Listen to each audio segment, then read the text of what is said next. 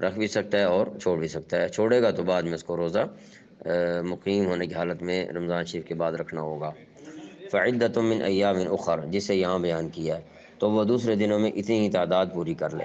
یہاں بڑا عجیب نقطہ بیان کیا ہے کہ اتنی تعداد پوری کر لے، یعنی جو رمضان المبارک کے روزے کی افادیت ہے وہ افادیت تو بعد میں نہیں ملے گی، رمضان المبارک کی اپنی ہی برکتیں ہیں اور وہ رمضان میں ہی حاصل ہو سکتی ہیں۔ اس لیے اگر انسان کو تکلیف نہ ہو سفر کی وجہ سے تو کوشش کرے کہ روزہ رکھ لے۔ وعلی الذین یطیقونہ فدیۃ طعام مسکین، اور جو لوگ اس کی طاقت رکھتے ہوں وہ ایک مسکین کو کھانا کھلا کر فدیہ ادا کر دیں۔ کس کا؟ یعنی روزے کا۔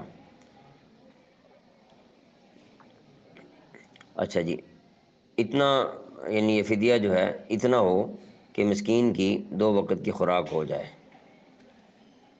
اچھا، شروع میں جب روزے فرض کیے گئے تو یہ آسانی بھی دی گئی تھی کہ اگر کوئی شخص روزہ رکھنے کے بجائے فدیہ ادا کر دے تو یہ بھی جائز ہے۔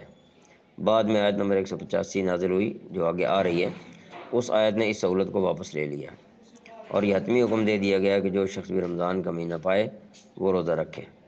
تاہم فدیے کی سہولت ان لوگوں کے لیے اب بھی باقی رکھی گئی ہے جو نہایت بوڑھے ہوں اور ان میں روزہ رکھنے کی بالکل طاقت نہ ہو اور آئندہ ایسی طاقت پیدا ہونے کی امید بھی نہ ہو۔ اور اگر کسی نے اس ذہن سے روزے چھوڑے کہ میں تندرست نہیں ہو سکتا اور فدیہ بھی دے دیا، پھر اب تعالیٰ نے اس کو تندرستی دے دی تو یہ روزے پھر بھی اسے قضا کرنا ہوں گے اور جو فدیہ دیا ہے اس کا ثواب الگ سے ملے گا۔ فمن تطوع خیرا فهو خیر اللہ، اس کے علاوہ اگر کوئی شخص اپنی خوشی سے کوئی نیکی کرے تو یہ اس کے حق میں بہتر ہے۔ یعنی جس نے دل کھول کر نیکی کی اور ایک کی جگہ 2 بندوں کو کھانا کھلا دیا، پس وہ اس کے لیے بہتر ہے، یا تھوڑی رقم کی جگہ پر زیادہ